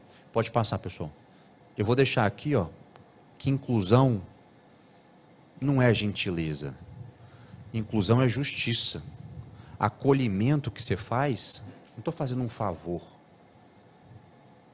Aqui é direito, é dignidade, é qualidade de vida, é reconhecer que uma pessoa é igual você, ainda não está preparada pela maturidade, mas ela tem que ter um pouquinho de dignidade que você vai dar para ela. Viu, pessoal? Ó, muito, muito, muito obrigado, viu, pessoal? Thiago Guzmão, quanto conteúdo, parabéns. Eu gostaria de registrar a presença e convidar a Paula Pasolini, a primeira-dama, né, da Prefeitura de Vitória, promotora de justiça e uma das grandes incentivadoras aí da causa. Boa noite a todos. Primeiro eu gostaria de agradecer a presença do Dr. Thiago Guzmão, meu querido amigo, de luta nessa caminhada, né, Thiago? Fazer um registro aqui, por favor, antes, rapidinho.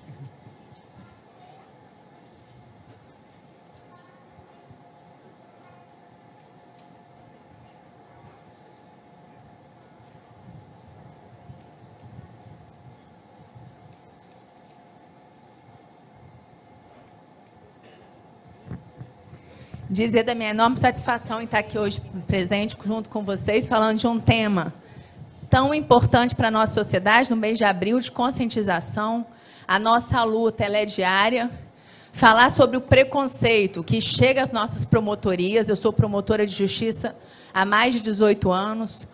Luto por essas crianças desde 2017. E eu acho que você conseguiu resumir muito bem, Thiago, o que nós, da sociedade, podemos fazer por essas pessoas. Porque o preconceito, primeiro, às vezes, ele vem de casa, nessa luta da família de não querer enxergar, e isso atrasa a criança, atrasa o adolescente ou o adulto. É uma falta de empatia e de acolhimento. E também de nós, da sociedade, que não temos filhos neurodivergentes. Porque quando as crianças têm 3, 4, 5 anos, o preconceito ele vem dos pais. São os pais que dizem dentro das famílias que não querem, ou nas escolas, que o seu filho brinque com aquela criança autista. E isso dói, isso machuca a família. E isso é em qualquer espaço. E o preconceito, quando a criança vai atingindo a fase de adolescência, esse preconceito já está imbuído dentro dos adolescentes. E a gente que tem que fazer o trabalho nas escolas, nas igrejas, na nossa família, para que a gente possa acolher de verdade. Eu tive uma experiência recente essa semana, eu estive no Congresso da Abrampa, em Fortaleza, e eu percebi um menino, quando a gente estuda, quando a gente se dedica à causa autista, você percebe em questão de minutos que a gente está diante de uma pessoa autista. E eu percebi, na hora do café da manhã, que a família estava chegando com ele, ele não falava, e ele simplesmente pegou uma fruta e arremessou no meio daquela mesa de café. A família ficou muito sem graça, pegou o garoto, eu acho que ele já tem 13 anos, e colocou ele no cantinho, a avó ficou contendo. E a gente, no outro dia do café da manhã, eu fui tentar falar com a família, eles não tinham chegado, a gente se desencontrou, e na piscina eu percebi que ele estava lá. E tentei fazer um contato com ele, e ele não falava. Ele entrou no ofurô e ficou ali por vários minutos, e eu fui, então, conversar com o pai dele, perguntar se eu podia tentar me aproximar.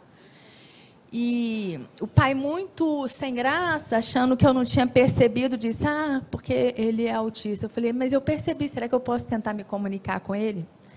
Gente, para resumir, foram 3 dias de tentativa, e no último dia, na hora de ir embora, ele me deu tchau. E encostou na minha mão. Eu pedi para entrar com ele dentro do ofurô, ele não conversou comigo, só que por 2 vezes ele encostou na minha mão e me deu tchau. Isso é empatia. E eles diziam que eles moram na França. E que se a gente aqui está com dificuldade de inclusão, na França, ele falou para mim que ele sofre 1000 vezes mais exclusão.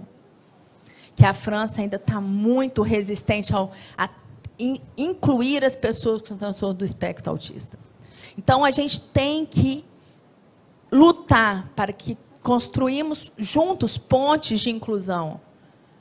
Acolher a família, o luto é difícil, mas quanto mais ele resiste, mais a criança sofre. E a gente tem que pensar, como você disse, Tiago, que nós somos ainda um país com muita desigualdade social. Nós estamos aqui discutindo sobre transtorno do espectro autista com pessoas que buscam tratamento, mas e as nossas comunidades em vulnerabilidade social? Que a mãe sai 4 horas da manhã, chega 9 horas da noite e sequer tem tempo de perceber que aquela criança está precisando de ajuda, porque na comunidade, suporte 1, ele é tido como mal educado, como antissocial, como um menino que não obedece porque ela não sabe corrigir. E ela sequer sabe que ela pode estar diante de uma criança com transtorno do espectro autista. Levar a informação e o conhecimento para essas comunidades em vulnerabilidade social é o primeiro passo que a gente vai ter para estender a mão para essas pessoas que sequer conseguem chegar até um neurologista. Nossa fila de espera é enorme. O número de pessoas não laudadas no nosso país é alarmante. E a gente não pode se contentar com essa situação. A gente tem que lutar e buscar ajudar essas pessoas, como você disse. O que a gente enfrenta nas APAES, na AMAIS, na Vitória Down, são verdadeiras histórias de luta de pessoas que muitas vezes são mães solo, porque os pais as abandonam. E é muito difícil para essas pessoas se sentirem acolhidas. Então, a gente tem que lutar pelo acolhimento, para que não chegue até o Ministério Público casos graves de preconceito, maus tratos, lesão contra uma criança ou contra a mãe, contra a família, em espaços públicos e privados. Vocês querem um exemplo? Condomínio, área comum. Agressão de família de crianças que são normais contra crianças neurodivergentes. Ou vice-versa, porque não entende que aquela hora a criança está desregulada e ela lesiona o coleguinha, não porque ela quer, mas porque ela não sabe se comunicar. E o pai vai lá e bate na criança, bate no pai do autista. Isso a gente vivencia, gente, todos os dias no nosso gabinete. Pessoas que se sentem excluídas. E a gente tem que lutar para que os direitos dessas pessoas sejam respeitados. Quem é garantidor e se omite naquele momento, responde como se o crime tivesse cometido. Professores, diretores que deixam pessoas serem machucadas, lesionadas nas escolas e não tomam providências. Pais, mães que negligenciam as suas atividades enquanto garantidor dos direitos da garantia daquela criança, daquele adolescente. E aí, Tiago, só para finalizar, porque está todo mundo já cansado, sua palestra foi excelente. Quando a gente chega na fase adulta e nós estamos diante de pessoas não diagnosticadas, quantos conflitos sociais nós não temos nas ruas. Porque, como você bem expôs, eles não, muitas vezes é 8 ou 80, ele não tem o filtro social. Autismo não tem cara. Um autista desregulado, ele pode ser confundido com um usuário de droga em abstinência. E é por isso que a gente prepara os nossos órgãos de segurança pública. Fizemos palestras na Secretaria de Justiça, na Guarda Municipal de Vitória. A Polícia Militar também aderiu, para que a gente possa não ter intervenções na segurança pública drásticas, com letalidade, igual a gente já teve nos Estados Unidos. Nós não queremos ser manchete de jornal que traga letalidade contra os nossos autistas. Por quê? As pessoas autistas, elas têm os mesmos direitos que cada um de nós que estamos aqui hoje presentes. E que esse mês de abril possa ser vivido durante todos os meses do ano.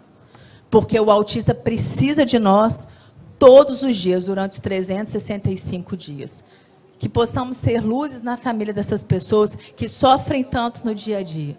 Acolher, empatia, estender a mão e, principalmente, se colocar no lugar do outro.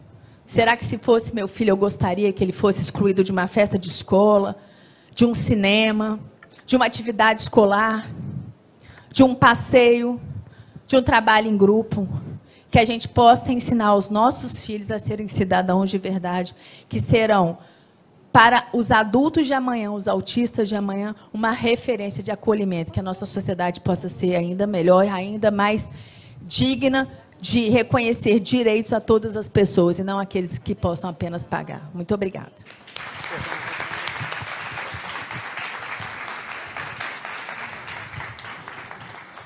Ok. Alguma pergunta? Ah, rápido. Vamos lá.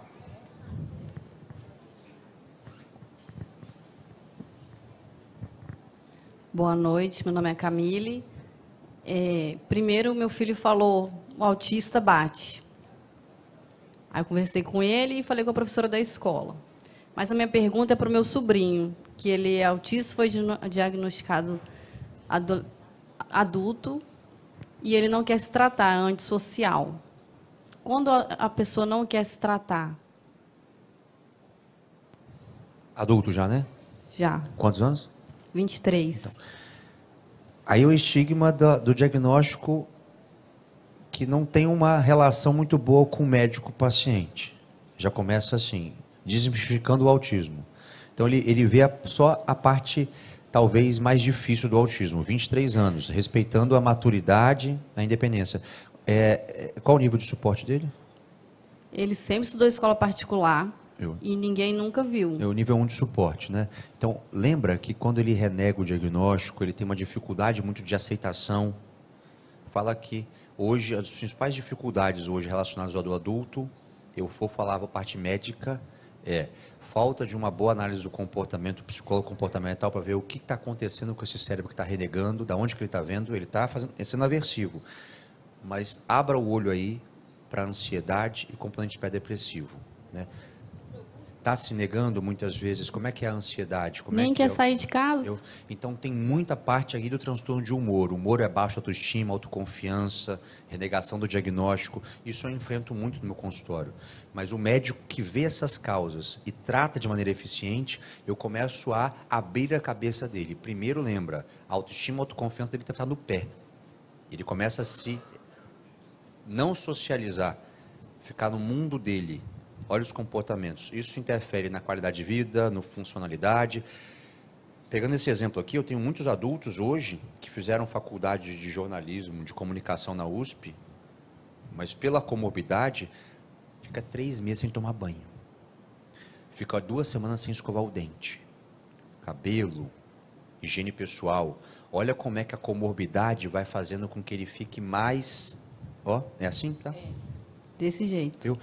Presta atenção aqui, como é que fica mais limitado. Aí, de um nível 1 de suporte, de um cara que fez ensino particular, daqui a pouco não está no nível 1 de suporte, porque não consegue ter uma funcionalidade, fazer uma faculdade, está com dificuldade. Olha lá, entendeu? Aí entra no curso de medicina, sai do curso de medicina para o curso de engenharia, daqui a pouco vai para veterinária, ou seja, está perdido ali. Quando o paciente meu que saiu do curso de engenharia vai para um curso de direito, do curso de dinheiro vai para gastronomia, é que, opa, tá com dificuldade ali. Mas eu, só com uma ideia aqui, mexeria muito nessa parte de autoconfiança, autoestima, vulnerabilidade, ansiedade e cuidado com a pré-depressão, certo? É a parte onde eu tenho que agir aí.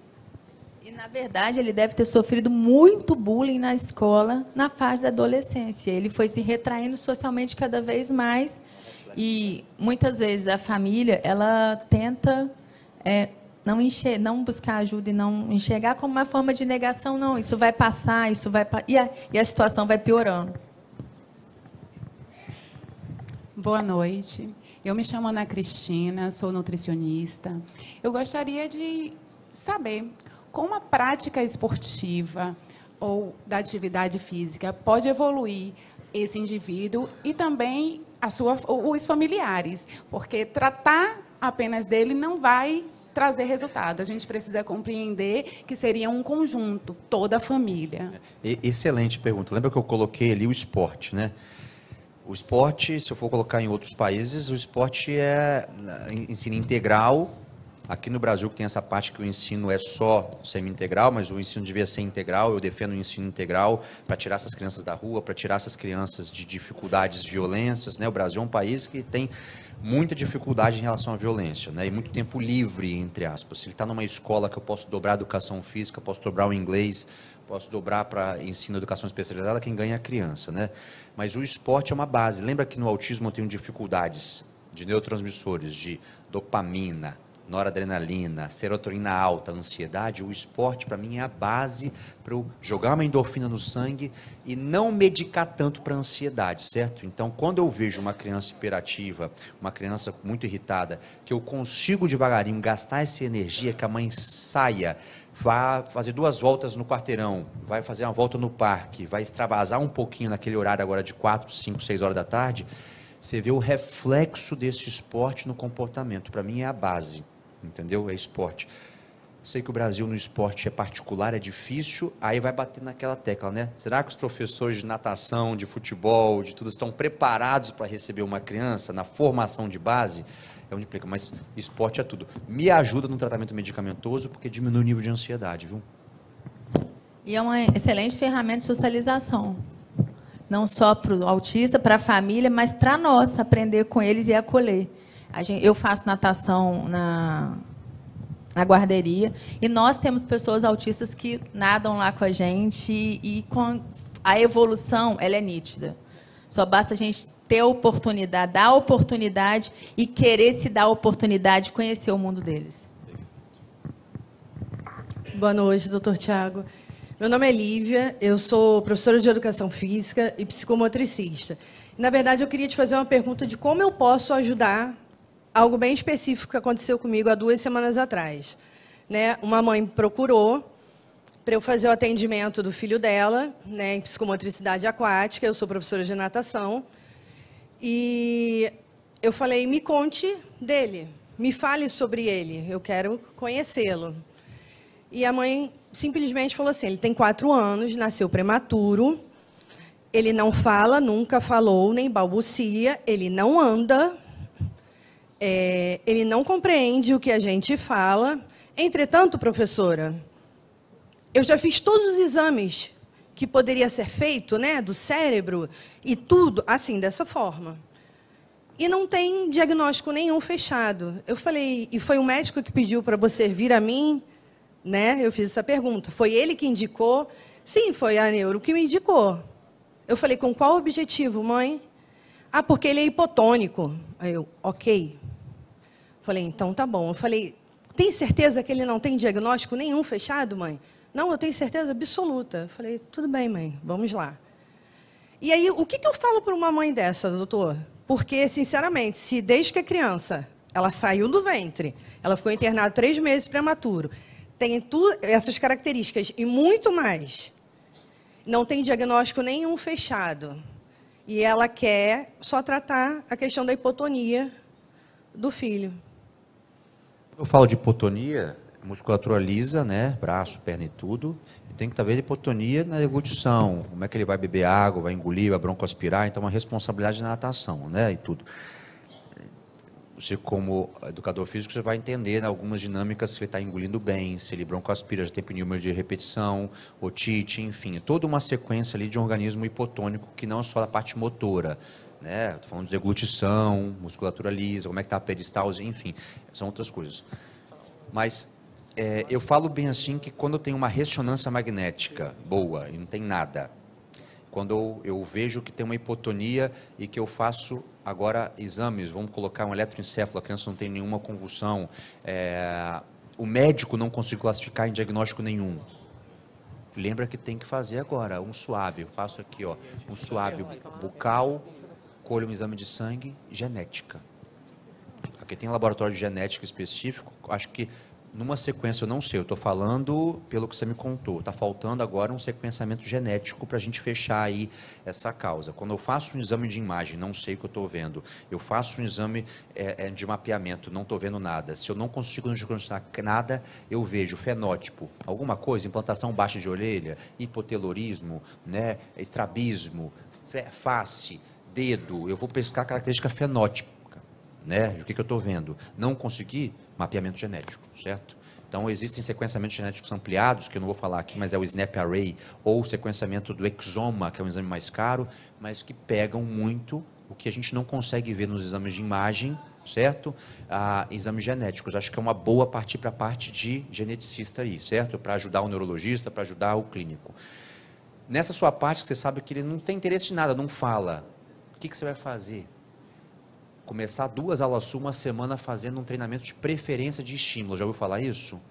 Então você vai pegar e dentro da sua área da natação, mãe, o que ele gosta? Não sei. Não, o que ele gosta? Ele gosta de quê? Quando ele vê vídeo de dinossauro, ele vê vídeo de bola, ele vê vídeo de cor azul, ele gosta de comer o quê? Ele gosta de fazer o quê? Pega o que ele gosta e joga isso para a natação. Já uma boia de um doce, pega uma boia de um doce, vai naquilo que ele tem interesse para cativar ele na natação, e assim você vai fazendo. Joga o que ele tem de interesse, joga para o seu estilo de natação, joga para a parte da escola, que você vai engajar mais ele na atividade. Então você vai fazer uma avaliação de preferência de estímulo, ou seja, o que ele prefere no dia a dia, e vai estimular isso como reforçador, para ele começar a apoiar na prancha, para ele bater o corpo de alguma forma, se ele não consegue bater perna. Então, você vai utilizar uma preferência de estímulo para engajar ele numa atividade que ele nunca fez e ele também não vai ter repertório para fazer. Isso demora um tempo, mas não desiste, porque o mínimo que você vai fazer para ele, ele vai devagarinho, tendo engajamento, e daqui a pouco você vai melhorar uma parte motora. Eu gosto muito da água, certo? Cuidado com a deglutição, essas coisas todinhas aqui, mas eu acho que você pode fazer muita diferença na vida dele, viu?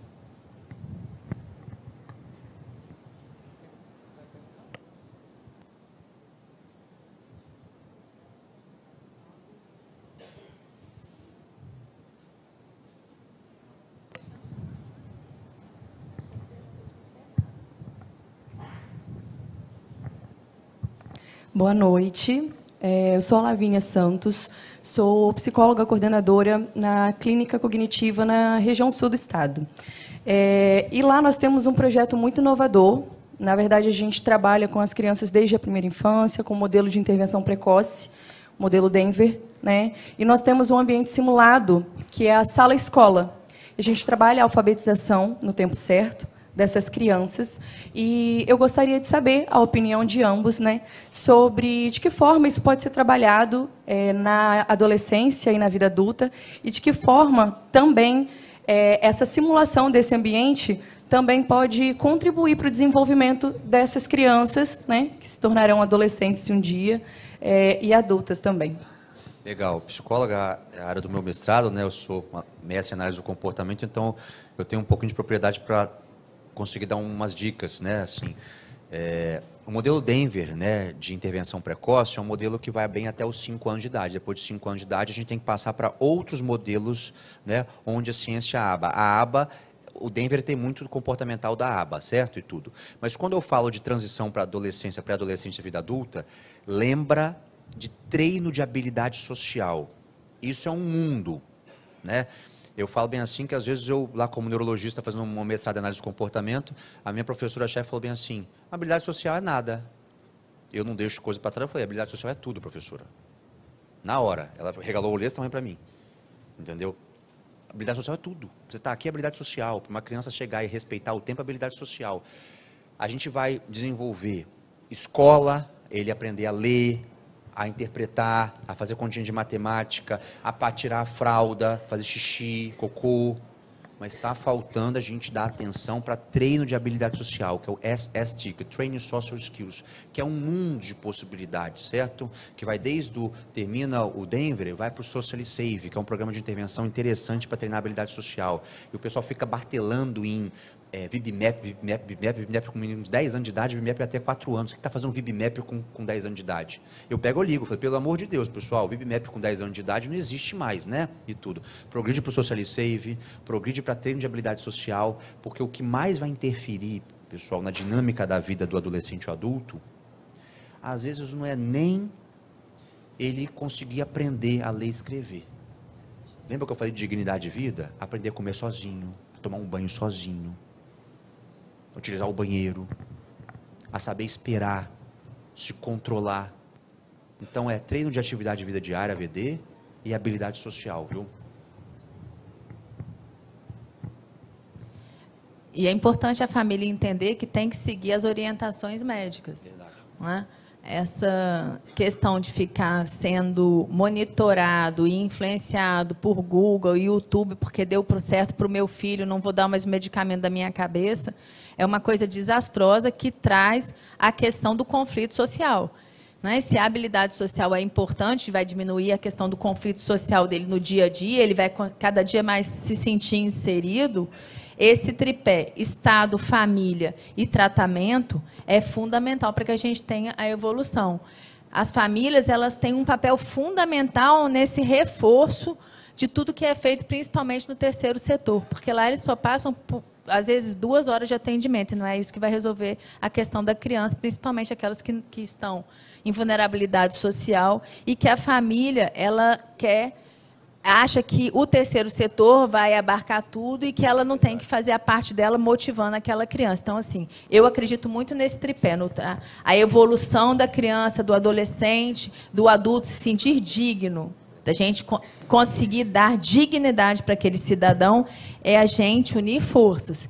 E família, Estado e a terapia.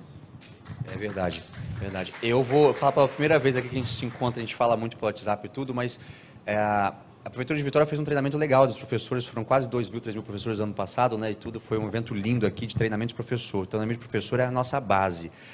E eu falei muita coisa, eu peguei umas criancinhas ensinando do Álvaro de Castro, ali da Municipal e tudo, né, que veio justamente, que aprendeu bastante, o laudo veio perfeito. Eu falei assim, opa, essa daqui foi a aluna daquela formação que a gente fez. Então é difícil, formação de professor, eu falo bem assim que eu, em tanto tempo de prefeitura, eu acho que eu nunca vi a prefeitura tão aberta assim. Fui para Cuiabá, o prefeito de Cuiabá também tem, é aberto ali, São Paulo. Então, o que a gente pode fazer para conscientizar, cativar professor, psicólogo e tudo, a gente leva a conscientização, mas leva mais dignidade e funcionalidade para toda a pessoa, né? Independente da dificuldade. Eu sempre falo, respeita a dificuldade, mas eu vou potencializar alguma habilidade que ela tenha, viu? Esse é nosso compromisso. Tiago Guzmão, Paula Pasolini, muito obrigado pela presença.